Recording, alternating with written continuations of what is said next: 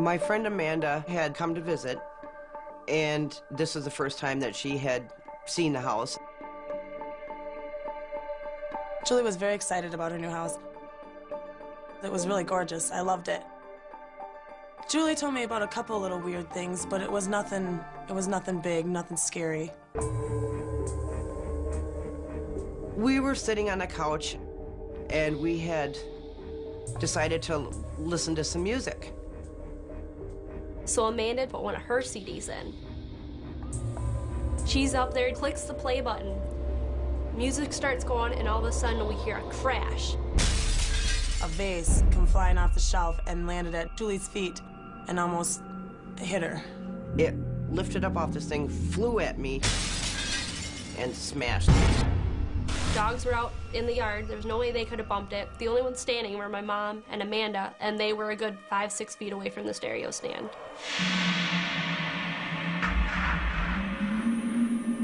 I'm pretty logical about stuff, but there was absolutely no explaining that. It didn't just fall off. It flew about 3-4 feet off the shelf. It was kind of shocking. It was like, no, that couldn't really happen. We tried to forget about it, but we were still looking at the vase, and it was scary. It was like, how did that just happen?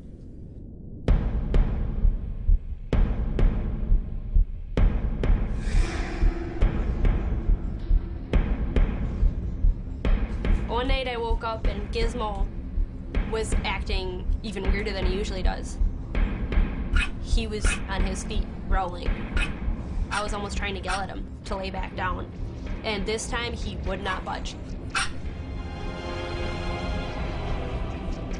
I looked up, and there was a black thing above me.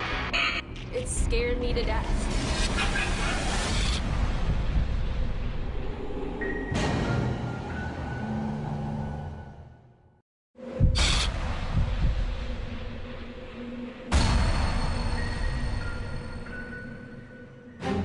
Gizmo was on his feet and growling.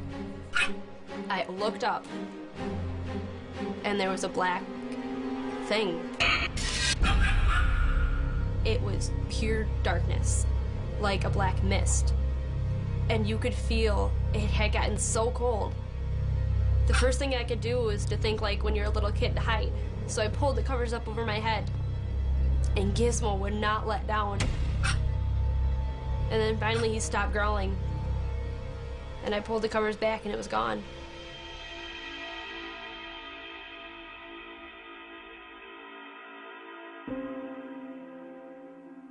Cassie came running up to my bedroom. She was screaming and bawling, and she was petrified. When I told my mom about the shadow, she looked dumbfounded. She didn't look like she knew what to say. And I said, well, Cassie, are you sure you're just not imagining something? She says, no, I'm serious. She said there was something standing right by my bed looking. She goes, it was like this far away from my face. And she said, Gizzy was growling. She said, he saw it too. She told me she believed me and that it'll go away.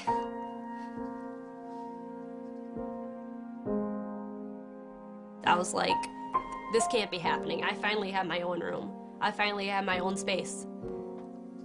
And it made me mad because I actually wanted to be back in a room with my sister, to not have to be alone.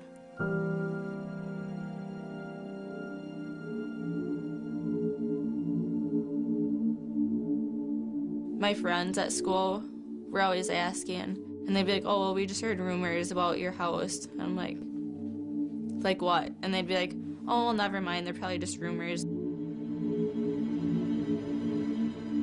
Everybody was kind of like, well, they're the ones that moved into the haunted house, like the teachers. And it started to make me nervous. I was like, where are all these kids coming up with this?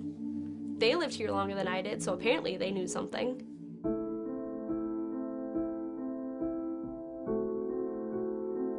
I walked into the city hall and I asked the lady, I just bought a house here in town and I'd like some history on it, you know, like the past owners, and I'm kind of curious. And she goes, oh, I can help you. And she says, what house did you buy, honey? And I said, the house down the street, the big brick house. She got a real funny look on her face, and she said, I don't have time to help you right now. She was real pleasant until she found out which house it was I wanted the information on. I got a little frightened because I thought, what, did some big murder or something happen here, and this is the, you know, small town, little dirty secret, and they don't want to tell me? My daughters and I went down to the library a couple of different times, trying to look up different names, trying to find out history. And I never could find out anything about this house.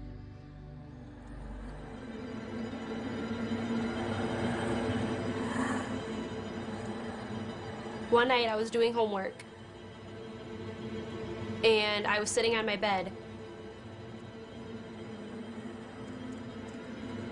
Gizzy was there with me. I had a mirror across from my bed.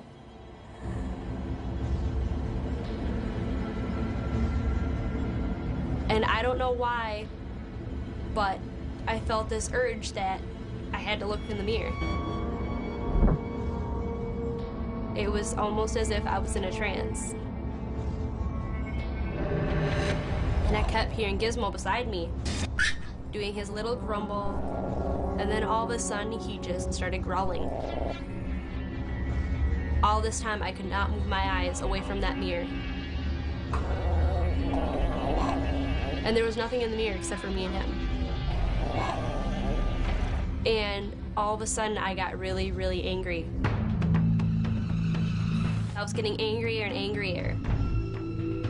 All of a sudden, all I could think about was hurting somebody. And hurting them really, really bad. Even my dog.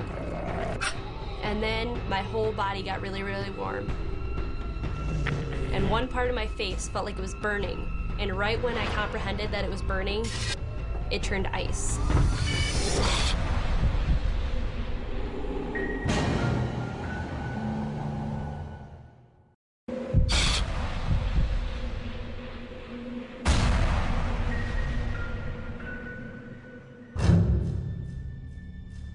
One part of my face felt like it was burning, like somebody had slapped me, like I could feel it poofing up. I freaked out. I screamed and ran out of the room and ran upstairs where my mom was. All of a sudden, I hear Cassie blood-curdling scream, and she comes running up the stairs. She's screaming at the top of her lungs and crying, and she said, something attacked me, something attacked me. When she came through the door, I noticed she had big gouges down the side of her face. Are you okay, Cassie? Do you feel okay? Say something. Somebody clawed at my face. And I knew there was nobody in that room with me, except for my dog. And there's no way he could have done that. It like seemed to get worse, and it started bleeding. And then she started saying something about like her back. And I looked and pulled her shirt down, and I could see the gouges on her back in a place where she couldn't have done it herself. It's just, I can't even just begin to describe the feelings that I had. My mom freaked out. She actually believed at that point that whatever was in that house was trying to hurt us now.